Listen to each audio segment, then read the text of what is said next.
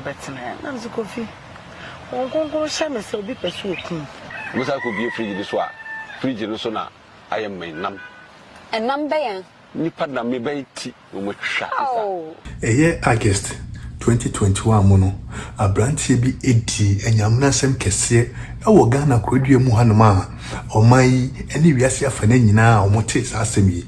or Muhujiro Mupa. A son say, a queer a branch fast with this, and Yamna semi and asses and some money and as a woody Kessie, you know.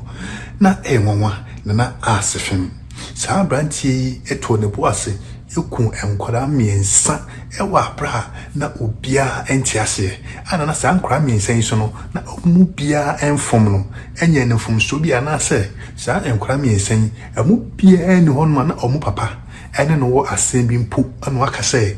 na sa manso na sa akasa no ntuna sa branchi afaso ededi sa anyamna semi sa branchi ni e friend Richard appear na owo Abesim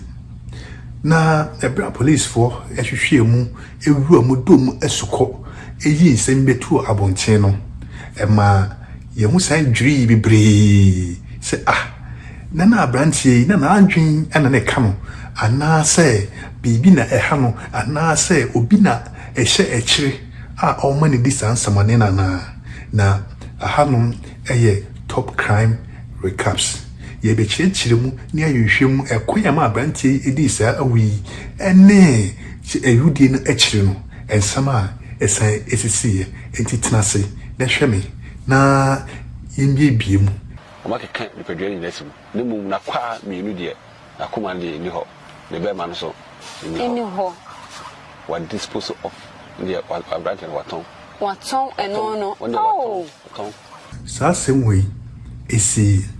afi 2021 ne bosome etoso enwotwe ne da etoso aduonu baako eye August 21st 2021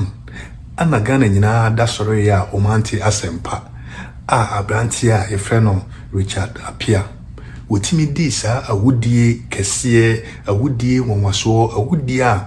jese krono ekra na efe na Abesim no omunte sa awudie ehu empanyi sem krampo da eti nwanwa ne bro adwene ntiase so pa manti we ya abrantie je on krafri on sam ya yi no omye miensa na police for hwehwe mu no emumienu de police for timi ehu omachira kwan na baako ka ho ne de na police for ehu baabi ana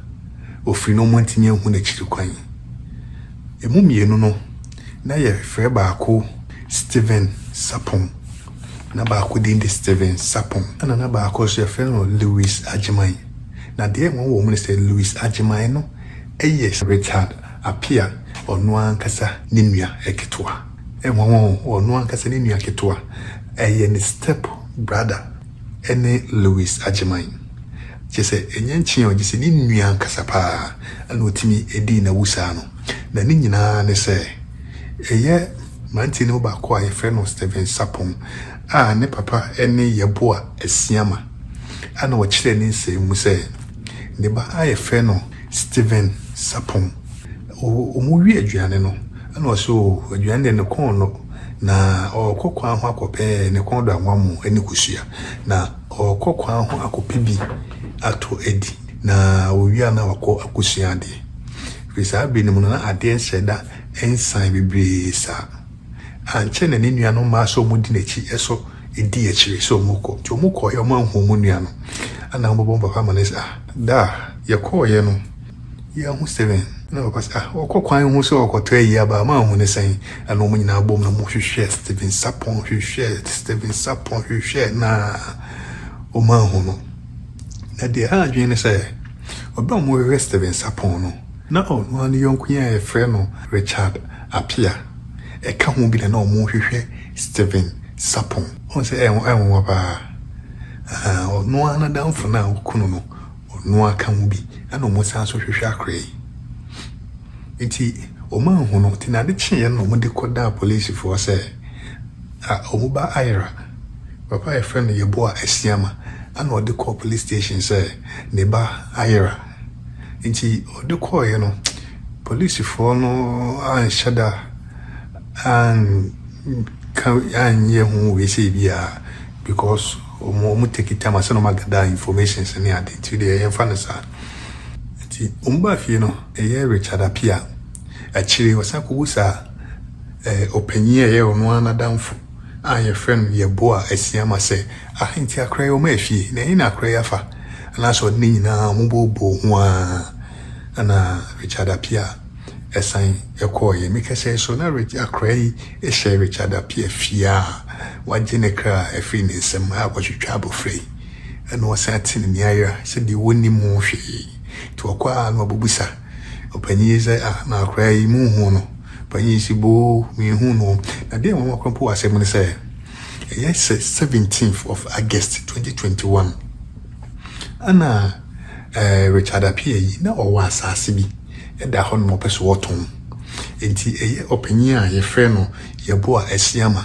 ɔno po na pɛ obi mo bɛtɔ asase no ɛde ma Richard Apia on sɛ mo ba ana ɔde sika ni nyinaa ɛsan ɛkɔma Richard Apia sɛ Josika sika no so na emodu ewumu ana abofra efɛ Louis Agyemang ɔno so ɛyɛ ne step brother Louis Agyemang ɛyɛ ne step brother ono so eyirai na yira na oyirai ne de ye hu se abrante efe na Richard Apia na ebefa no efifi so onkoja na baabi nti okoja no ana ye hu abrante efe Louis Agyemang bio Louis Agyemang papa a efe na Thomas Agyin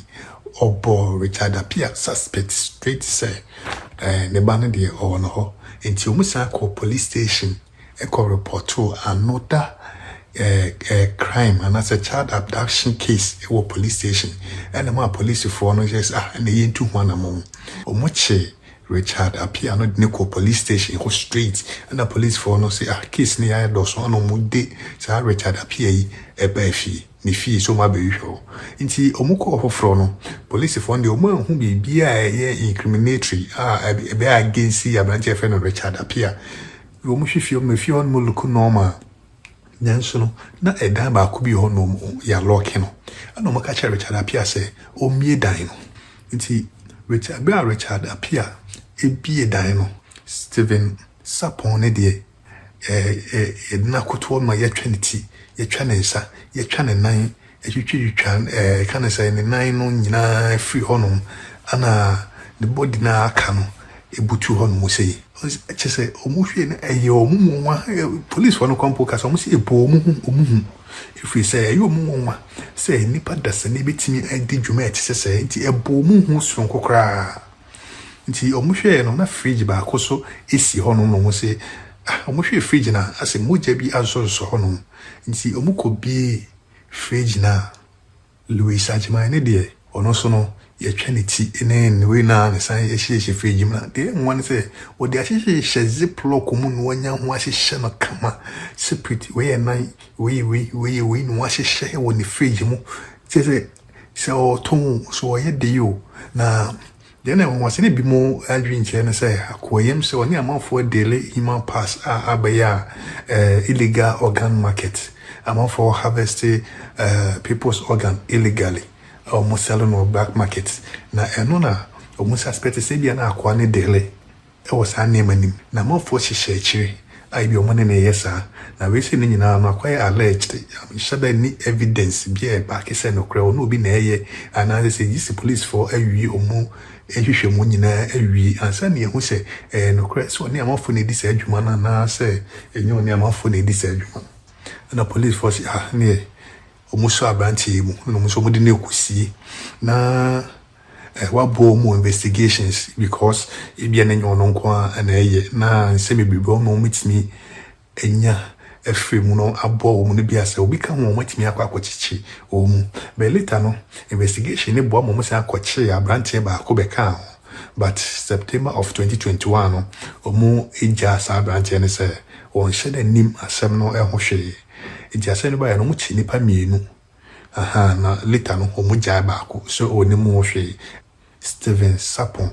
ni papa aye no yonko pa na ene Richard Apia etunanim to ka say ono de chese eye no wonwa aye no wonwa kenye kwadene ni ekohu say Richard Apia edi sansem hunu we a enko no kra no bi ne be ka che na ko onyini efiso ne na ne ekoba ekodwuma eboa no ne nema bi mini atenti ko no kra ko onyini empumpu so no ankasa ne ba pa say Richard Apia say Richard Apia bitini eku ono ankasa ne ba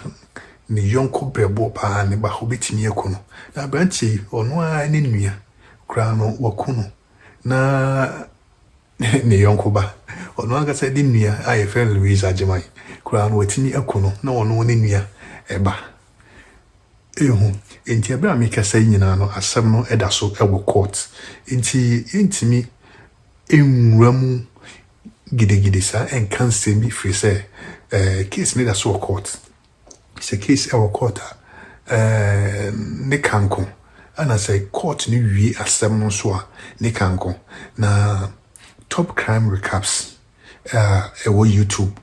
say o pese wo share crimes aba etwam ewo say Ghana hanom ene kro for so a we bring all these recaps to you so there be obeshe no hu de ekoso ewo wiase and say many be okompa no what da be na refi so there be obi humu no hu de eko na so timi de wani di asem na chi na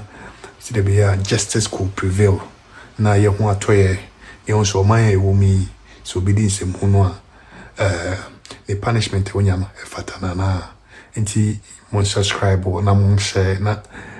can I say platform yi entimi enye kese